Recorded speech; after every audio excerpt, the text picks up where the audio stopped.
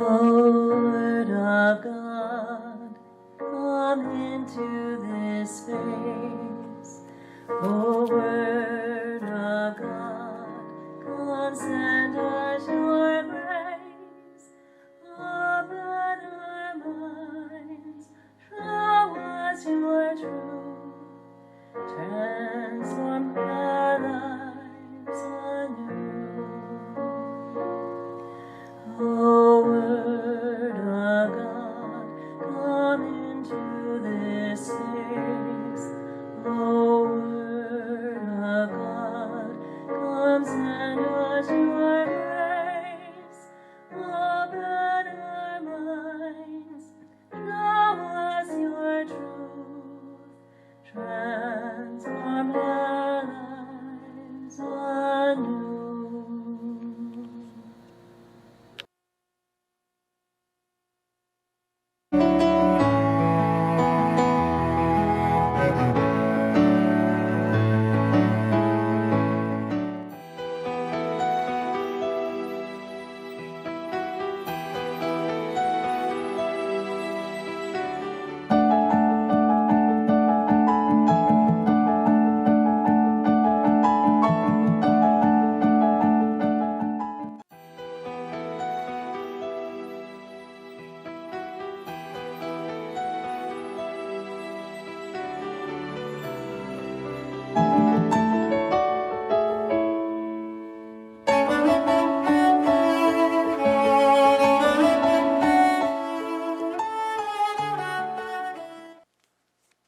Don't trade what matters most for what you feel like in the moment. That was our last lesson, and we talked about Jacob and Esau.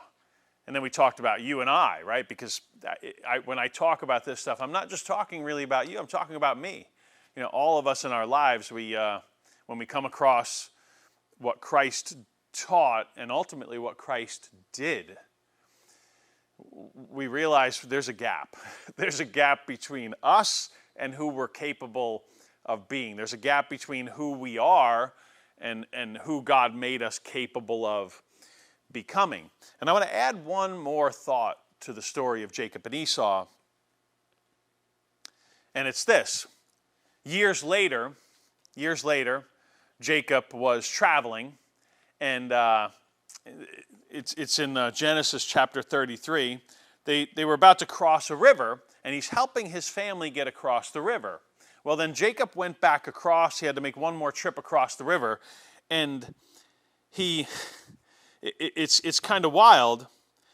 Here's what the verse says. It says, someone wrestled with him until the break of dawn. What do you mean someone wrestled with him? Someone wrestled with him till the break of dawn, right? And when he saw that he couldn't overcome Jacob, he touched the socket of Jacob's thigh, right? You're talking probably right here in the hip socket maybe, and it was dislocated while they were wrestling. You know, and people have argued for a long time, was he wrestling with God? Was he wrestling with an angel? You know, in this Bible it says struggle with an angel. That's the subtitle for that little section, struggle with an angel. Well, the angel, let's say, touches his hip socket and hurts his hip. I don't know if you have any friends or family members who hurt their hip or hurt a leg. Maybe, have you ever hurt a hip or a leg? You hurt a leg, and you struggle to do everything. You struggle to sit down. You struggle to get in and or out of a car. You struggle. You might even struggle. You might even hurt while you're sleeping. You struggle to walk or to run. I played a lot of sports in my life. I remember spraining my ankle playing basketball so many times. Hurt some ligaments playing soccer with my kids, and all of a sudden I'm hobbling, and that's what happened with Jacob. He was injured in this battle. He injured his hip in this battle, and that's important, and I'll come back to that in a second. Well, so they wrestled all night, and then in the morning, finally, the angel hurts his leg, and Jacob says, "Let me go, it's dawn." Right? No, sorry, the angel says that, and Jacob says, "I won't let you go until you bless me." He wants to be blessed because he realizes that this being is something special, I guess, right? And Jacob, the angel asked Jacob, "What's your name?" Jacob said, "Jacob." And the angel said, "You shall no longer be called Jacob." He gave him a new name. He gave him a new name. You know what name he gave Jacob? He gave him the name, you know this name. You've actually heard this name many, many, many, many times. He gave him the name Israel. Israel. The name Israel means one who wrestles with God. One who wrestles with God. Hey, I want to challenge you to do this. Jacob wrestled with God. You and I, we have questions about all kinds of things, don't we? We talked about your questions. I collected some of them. We'll dig into some of them through this confirmation journey. But I encourage you to take those questions to your God. See, we all take questions somewhere, right? Last lesson, we talked about the word question, and that at the root of it, it's a quest. It's trying to find an answer. You could ask a question just trying to make an excuse or create an argument or be funny, right? But if you're looking for an answer, where do you take your biggest questions? If you're looking for an answer, where do you take your biggest questions? You and I, we have to take them to our God. Jacob took his questions to God. He wrestled with God. He wrestled, and we don't know. I have a good friend who was a monk, and he said, we don't know if Jacob was really wrestling with a real person or if it was a spiritual wrestling match. We don't know that. We're not told that. Well, take your questions to God. God, I don't understand this, but invite God to the wrestling match. And there's an important thing to think about. At the end, you might be like Jacob, where you have a leg that never steps surely again for the rest of your life. Because when you take a big question to our God, who is so much bigger than what we could ever comprehend, you'll realize you're wrong about some things. You'll realize, and you'll have this, wow, okay, maybe your question is suffering. Maybe your question is pain. Maybe your question is, what should I do in this relationship? And God, He might make you a little bit uncomfortable. There's a great saying that, and I find it to be true, every person Jesus encountered in His life, He comforted the afflicted, and He afflicted the comfortable. He comforted the afflicted. If you were in pain and suffering, He comforted you. If you were too comfortable, he afflicted you. He made you uncomfortable. He made you uncomfortable in a good way, in a positive way. He challenged you to look at some things and say, hey, let's raise the bar. Let's make this a little tougher. Well, you and I have questions. And Jesus has some questions for us, though. In this lesson, we're going to talk about the Jesus question. The Jesus question. It's one of my favorite questions, but this was a tough one for me. This was a very difficult question for me to really deal with. And it's really because I didn't want to deal with it. I didn't want to deal with it. Jesus asked the question of His followers that every person on the planet has to deal with. Every person on the planet has to deal with this question. Let me kind of bring it in this way. We have a possible vaccine for this coronavirus, right? Possible vaccine for this coronavirus. You know how a vaccine works? Here's how a vaccine works. Typically, a vaccine is giving you a small dose of something, a small dose that's not lethal, it's not deadly, but a small dose of something so that your body builds the antibodies, the immunity to that thing, whatever it is, chicken pox or meat, right, or coronavirus. A small dose so you build an immunity to the coronavirus. Well, we I think a lot of us have a vaccine to our faith. We have a vaccine to our faith. And by choice, we take a small dose of it, and then we become immune to letting it actually affect us. Here's what I mean by that. There's a movie, maybe you've seen the series of movies, The Godfather. In The Godfather, in the third movie of The Godfather, there's a scene where Michael Corleone and Cardinal Lamberto are having a conversation. And Michael Corleone, he's talking about money and business and banks and all this stuff. And the Cardinal is just smiling and nodding. And then finally, the Cardinal, you see the picture here, he walks over to a fountain in this beautiful courtyard, and he takes a little stone out of the water in that fountain. And he holds the stone up to Michael Corleone. And Michael Corleone in the scene is looking at this Cardinal thinking like, what are you talking about? You know, he's looking at him with this questioning look. Like, is this relevant to my life kind of look? Well, the Cardinal hits the stone on the side of the fountain several times until the stone, little tiny stone, but was sitting in the water for probably years. The stone breaks, and he holds the stone up to Michael Corleone, and he says these words. He says, look at this stone. It's been lying in the water for a very long time, but the water has not penetrated it. Look, perfectly dry. The glistening water on the outside has not seeped in. All of that water has not seeped in. The same thing has happened, he says, to men in Europe, but today he would say to us, to kids growing up in New York, to people, families around the planet. The same thing has happened around the world. For centuries, they've been surrounded by Christianity. But Christ has not penetrated. Christ doesn't live within them. They're like that stone. They haven't let their faith actually affect them. Think about this. Can you go to church and sit there for 45, 50, 55 minutes, an hour? Can you sit there and not really hear any of the words? Can you not really hear the gospel? Can you not really hear the homily? Can you sit in church and not hear any of the songs? Can you go and get communion and just kind of like pretend, like act as if nothing's happening? Can you do that? Is it possible? Is it possible for you to do that? 51 years ago, I think it is now, 51 years ago, Neil Armstrong was the first person to walk on the surface of the moon. And they made a documentary about him last year on the 50th anniversary, and I found one piece fascinating.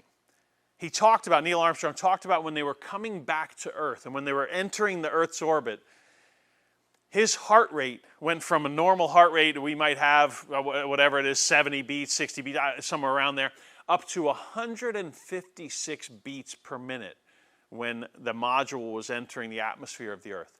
I mean, that's like you just ran that's intense. You can't stay at that rate for very long. Why did his heart rate go so high? Because I think Neil Armstrong knew he might meet God in that moment. I think Neil Armstrong knew his life might end in that re-entry into Earth's atmosphere. And you and I, we can go to Mass and we meet God. And our heart rate doesn't change. And we pay attention to nothing. We don't hear anything. And God might be in the middle of one of the songs trying to tell you something that will alter your entire life. In the homily, maybe you're sitting there thinking, I don't really, sometimes the homily seems to only relate to the adults, or sometimes it seems like it only relates to the little tiny kids, the 5-year-olds, or sometimes, he tells a joke, I've heard that joke 100 times, right? Are you there looking to meet God? What's your quest? What's your quest? Or are you like that rock in the water that's trying not to allow anything in your faith to affect you? Are you like that vaccine I've had enough of that. I've heard this story before. I've heard that reading before. I've heard that. Yeah, and you don't let it affect you. Well, the Jesus question, I think, is a lot like that. Here's the Jesus question. And it's a question every person on the planet has to answer. Jesus asked his followers, they were in, I think it was in Caesarea Philippi, a little bit north of where he spent most of his life. And he asked them two questions. The second one I call the Jesus question. The first question was this: who do people say that I am? Who do people say that I am? And see, nothing in the Bible, nothing in the Gospels is stuff that happened in the past tense. It's stuff that happened, yes, but it's also still happening. It's stuff that's happening today in our world. It's stuff that's happening in your heart and in your mind and in your soul right now. So imagine Christ asking you that question: who do people say that I am? Who do people say that Jesus is today? Who do people that you know say that Jesus is? Who do people around the world say that Jesus is? Jesus' followers said, maybe Elijah or a prophet or John the Baptist come back to life, right? That's who people say you are. People might say a miracle worker, or he's a good listener, or he's a patient person, right? What do people say today? A lot of people say, oh, he's a good teacher. He was a good teacher.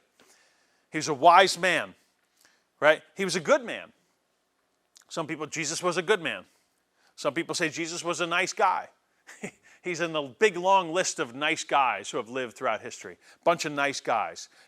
Good example. His life was a good example. Then Jesus looks at his followers and he asked the Jesus question. This is the question every person has to answer. The question was this: not who do other people say that I am, not who does your confirmation teacher say that I am, not who do your parents, not who do your parents, not who do your grandparents say that I am, not who does the priest or the religious ed director say that I am, not who did the apostles say that I am, not who did Pope, St. Peter say that I am, not who did St. Paul say that I am, not who did Pope Francis, or not who did they say that I am, not who did St. Francis of Assisi say that I am. Who do you?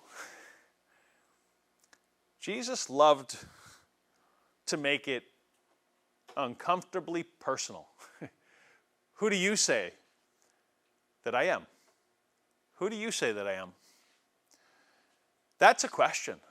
That is a question and a half, isn't it? Because you and I, we get to answer questions with our words, yes, with our words.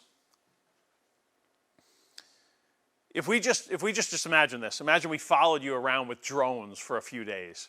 I had 4 drones, they followed you, and every day when one needed a recharge, it flew back home and recharged, and they videoed your life. They captured your life for the last, let's say it's 2 weeks. They followed you for 2 straight weeks. They got everything. They got your whole life. They got what you did. They got what you didn't do. They got what you said. They got what you didn't say. They got your face when you got that message, when you texted your maybe friend about homework. They got all of it. They got it all. They got your responses.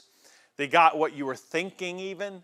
And we have little captions on the video, the captions of what you're thinking when your teacher changed the assignment or marked you absent, and you're like, I was there. Why didn't you? I was trying to get into the Zoom and nobody let me in, right? They got all that. They got your words. They got your focus. They captured your focus. Who do your words say that Jesus is? Who does your focus say that Jesus is? What do you do with your free time? What do you choose to focus on in your free time? I see a lot of kids taking class, hybrid school or something, and I see them, the teacher says, oh, do this, spend the next 10 minutes doing this and come back. And I see some of them giving their focus to Among Us, to TikTok, to Sophie Dawsey on YouTube, to group texts, Who do you give your focus to? When you're in church on Sunday, who do you give your focus to? Right now. Right now. You're going through confirmation. One of the most important decisions you make in your life. I mean, ultimately, two massive questions we have in life. What do you believe and why do you believe it? What do you believe and why do you believe it? Are you giving your focus to that? What do you believe about Jesus? And why do you believe it? Who do you say that I am? Who do your actions say that Jesus is? Who do your actions say that Jesus is? See, I heard this expression many years ago, and it's a powerful one. It's one that might make you uncomfortable, but here's how it goes. It says that your checkbook, right? You don't have a checkbook probably, but you spend some money. You spend some money. Maybe you, I don't know, birthday money, or maybe you get an allowance. Maybe you make some money doing jobs, or I don't know. But you have some money. You have some ability to affect spending, right? Your checkbook, how you spend money, it's a spiritual document. It describes who and what you worship. We're built to worship. We are built. God built us with the homing device to worship something. You might worship clothing. You might worship shoes. I know people who worship shoes. You might worship popularity. You might worship likes. You might worship how many people comment on stuff that you say or post. We're built to worship. What are you choosing to worship? What are you choosing to worship? Your actions, your calendar and your money. Your calendar and your money. See, really, your calendar and your money are both spiritual documents. How much time did you give to your faith this week? In the beginning of the year, I told you we're going to have a very, very, very simple habit that I want to try to help you build into your life. It will change everything. You do this habit, you'll get to know God and you'll get to know yourself. You don't do this habit, there's a good chance you're going to struggle knowing either of those two things. You won't know God and you won't know yourself. The habit is 10 minutes every single day with God. 10 minutes every single day with God. In a couple lessons forward, we'll spend some time going through maybe some ways to spend that time to make it more meaningful, to make it more deep, to make it more relevant in your life. But in your calendar for the last few days, for the last week, have you given your faith, your relationship with God, and your relationship with your true self, have you given that a priority? And when I say true self, I'm talking about the God that, the self that God made, the self that God made. You know, God gives Jacob a new name, Israel, one who wrestles with God. Only God gets to give you your true identity. Only God gets to give you your true identity because He's your creator, He's your maker. No one else gets to do that. You don't even really get to do that. In the silence, I want to challenge you to repeat the challenge to spend 10 minutes every single day. If you're doing great with that, great. Keep it up. Maybe up the bar a little bit. Maybe give Him another minute or two. Maybe talk about more important stuff with Him more often. Maybe listen more often than you currently do. You know, maybe bring a Bible with you to that 10 minutes and read something. Read the Jacob and Esau story a couple more times. Say, God, help me figure this one out, how it's important or relevant in my life right now. But spend that 10 minutes trying to get to know your God and trying to get to know your true self. The Jesus question. Who do you say that I am? Who do you say that I am? Who do your words, who do your actions, who do your thoughts say that Jesus is? Well, who did Jesus say that He was? He made it very difficult. Actually, He made it very simple and very difficult at the same time. Who did Jesus say that He is? He said, before Abraham was, I am. The word I am in Hebrew is Yahweh. It's pronounced similarly to Yahweh. And you couldn't say that. The Jewish people couldn't say that because it was blasphemy.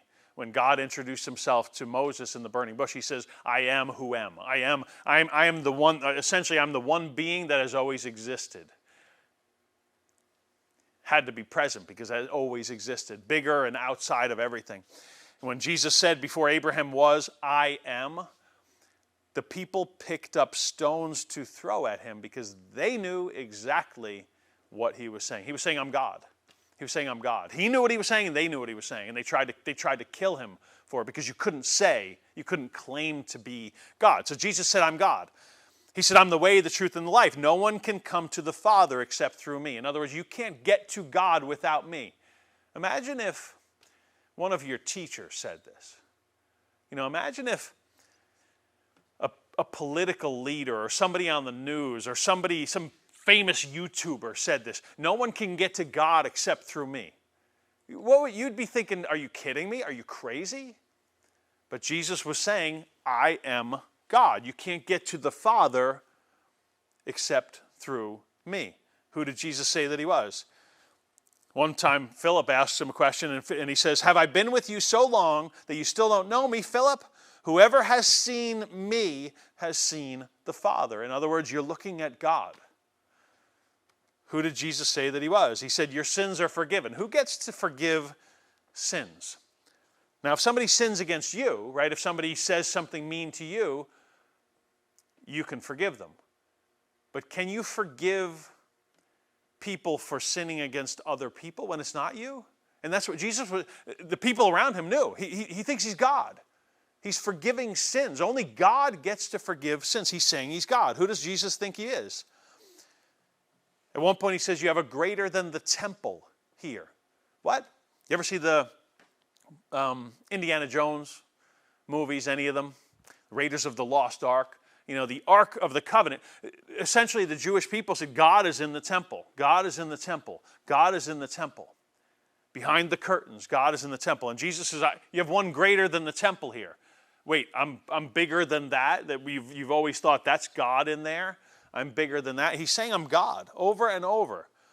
He taught many, many, many, many times. He said, you've heard it said, but I say. He said, you've heard it said that you shouldn't kill. But let me explain what that means. You've heard it said you shouldn't commit adultery. But I say. They're saying, wait a second, you've heard it said. He was referring to the 10 Commandments, which were given by God. He's saying, you've heard it from God that this, but let me tell you. In other words, he's saying, I'm God. Let me translate. Let me explain it. You got the message, but you're missing the message. Over and over and over and over. He said, I'm God. He said, heaven and earth will pass away, but my words will never pass away. What a strange thing to say. Can you imagine me saying that? I write books. Heaven and earth will pass away, but my books will never, they'll last forever. I mean, come on, seriously? He's saying, I am God. He said, I came to the world to testify to the truth. Anyone who listens to the truth knows my voice. He said, unless you love me more than you love your mother and father, more than your very life, you're not worthy of me. Can you imagine, your favorite sports star? Cristiano Ronaldo, Leo Messi, and LeBron James saying, wait, if you don't love me more than you love your parents, more than you love your very life, you're not worthy of me. Can you imagine that? What? He said, I'm the way, the truth, and the life. No one can come to the Father except through me. We covered that one already. He said, I'm the resurrection and the life. Whoever believes in me, though he die, yet shall he live. Who did Jesus say that he was? He said, unless you love me more. We had that one already, sorry. Who did Jesus say that he was? He said he was God. So we've got a big challenge. There's only two options with Jesus. C.S. Lewis put it really, really well. He said, aut Deus, aut homo malus. In Latin, it means, in English, translated from Latin, it means he's either God or he's a bad man. There's no other option. He's either God or he's a bad man. What did he mean by that? Well, either he's God, who he says he is, or he's bad mentally or bad morally. Bad mentally or bad morally. Why do I say that? Well, if you think you're God and you're not, you're bad mentally, yes? I mean, you're missing something. Have there been people in history that thought they were God? Yes, absolutely. Where do we find them? Typically in history, we find them locked up because we identify them, we categorize them as crazy. there's a gap. There's a massive, massive gap between who they are and who they think they are. So Jesus was either who he said he was, or he was a bad man. Bad mentally, meaning he was just really, really, really confused. He's not a good teacher. He's not a good teacher if he's not actually God. If he lied, if Jesus pulled off the greatest hoax in the history of the world, he's not a good teacher. You know, and a lot of the world today likes to say, hey, he's a good teacher. He's a good teacher. Let's learn. The Sermon on the Mount, that's so good. That's so good. Is he a savior? No. Is he God? No. I don't want that. I don't want that. See, I started, and we've come back to this over and over again, the idea of a question being a quest. Are you looking for the answer, or are you looking for the answer you want? Sometimes, just like Esau, we look for what we feel like believing because it doesn't make us uncomfortable in the moment. It doesn't make us make a choice. But Jesus didn't allow that. A bad man mentally or a bad man morally. He was deceived, right? Bad mentally. He was confused. Or he was bad morally. Maybe he was trying to trick people. Either way, he's got to be either God or a bad man. A lot of us don't want to answer that question. We don't want to confront that question. I said in the beginning, this is a question all of us have to answer at some point. All of us have to answer at some point. Jesus says, I'm the way, the truth, and the life. I'm the way, the truth, and the life. Right? I'm the way. No one can come to the Father without. If he's saying that, that means we have to realize that we can't get there on our own. Right? We can't get there on our own. Do we realize that we can't get there on our own? Do I? Do you? You know, a good test of that would be how often do we go to confession? How often do we go to confession? Why go to confession? Because you realize that there's a gap. You realize that you've said this in church, I don't know how many times in your life, but in the beginning of Mass, we say, you remember this phrase, what I've done, what I've failed to do, in my thoughts and in my words, right? Act of contrition. We're going through this saying what we're sorry for. Saying what we're sorry for. I had a friend who would always say, Jonathan, you really should have that before you show up at Mass. You should have thought through in your thoughts and in your words where you've made good choices in the last few days, in the last week, and where you've made choices that weren't so good. In what you've done and what you've failed to do. I mean, how many times in the last couple days have you thought of doing something that you knew was a good thing to do, right? You have those little voices. You ever see the cartoon with the little voices on the shoulder, the little angel, the little devil, and they're whispering? Which one do you listen to the most? Because they both talk, don't they? They both whisper things to you, don't they? And you and I, in our words, in our actions, in our thoughts, in our focus, in our calendar, right? In how we spend money, whether it's our money or someone else's, how we spend money, we're saying what we think, who we think Jesus is. Either he's God or he's not. Only two options. Either he's God or he's not. But for most of us, our actions all too often are like that virus, right? That vaccine. Oh, maybe. I don't know, maybe. Just a little tiny dose, You know, I thought about reading some of this. I thought about reading one of the Gospels. I don't know. I read a couple pages, put it down. I was paying attention in church, but then something distracted me, like that rock in the fountain, right, that we were talking about in The Godfather, like that rock in the fountain. Don't let it in. Don't let it in. Two options. Is it time for you to allow God to play a bigger role in your life? God bless you, and we'll see you in the next lesson.